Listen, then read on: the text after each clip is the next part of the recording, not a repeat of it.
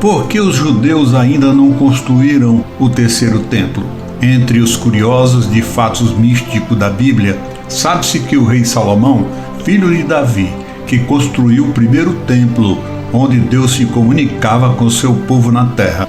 Esse primeiro templo, construído e consagrado ao seu Deus, ficou conhecido para a eternidade como o Templo de Salomão. Esse Templo de Salomão foi destruído em 586 anos antes de Cristo pelo Império Babilônico, tendo à frente o imperador Nabucodonosor, quando foi totalmente saqueado e todos os objetos roubados e incorporados ao reino da Babilônia. Após o cativeiro por 70 anos imposto pelos babilônicos, com muitas dificuldades, os judeus reconstruíram o templo, o segundo, que ficou conhecido pelo nome de Templo de Zorobabel. Quem era Zorobabel?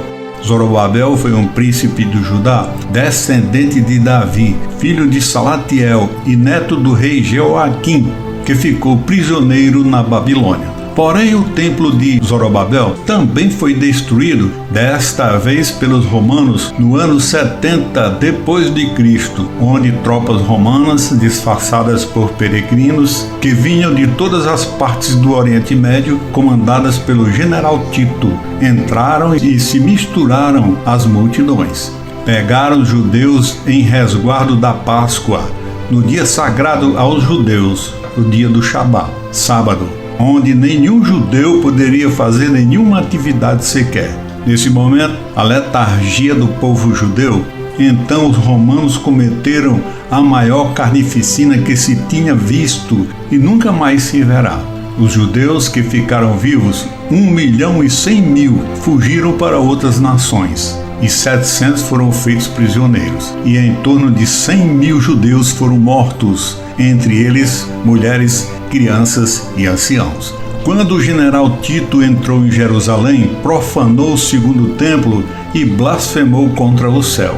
Tomou uma prostituta pela mão e entrou no Santo dos Santos com ela, e de posse de uma espada, e rasgou a cortina que separava o Santo dos Santos dos Santos. Depois que profanou o Santo dos Santos, pegou a cortina e transformou-a em um saco. Pegou todos os vasos do templo sagrado e colocou-os dentro e os transportou em um navio, a fim de exibi-lo em Roma e ser louvado pelo seu sucesso.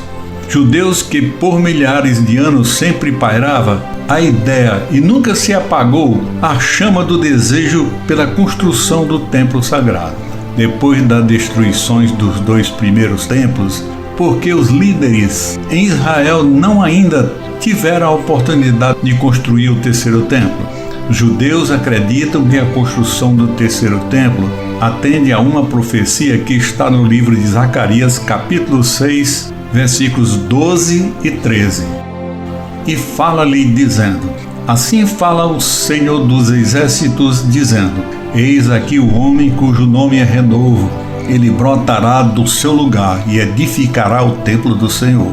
Ele mesmo edificará o templo do Senhor, e ele levará a glória. Assentar-se-á no seu trono e dominará, e será sacerdote no seu trono, e conselho de paz haverá entre ambos os ofícios. Há muito debate em torno da construção do terceiro templo. Quem deve construir esse templo e quando e como isso poderá acontecer? O entendimento de reconstruir o templo pode se aplicar somente quando a maioria da nação judaica residia em Israel, o que realmente não é o caso. Pode se aplicar somente quando houver um rei ou profeta judeu. As dimensões do terceiro templo são descritas no livro de Ezequiel, capítulo 40. Tem que atender inteiramente de acordo com essa profecia. Como poderia ser o terceiro templo? Esse templo será construído pelo próprio Messias e, de fato, sua construção será um dos sinais de que ele realmente é o Messias. Uma das primeiras tarefas do Senhor, que usará seu espírito de profecia para discernir quem é sacerdote, bem como a tribo de cada israelita. Outros acreditam que na era messiânica o templo descerá do céu já construído, sem sequer levantar uma pá de barro ou de ouro. Quando Deus revelou as dimensões do futuro templo ao profeta Ezequiel, naquele momento o profeta se voltou para Deus e perguntou: por que devo contar isso ao povo judeu se eles estão no exílio e não construirão o templo agora? Deixe-me esperar até que sejam redimidos, e então lhes contarei esta profecia. Deus respondeu: só porque meus filhos estão no exílio, não deve haver construção da minha casa. Aprender sobre a descrição da minha casa é tão importante quanto construí-la.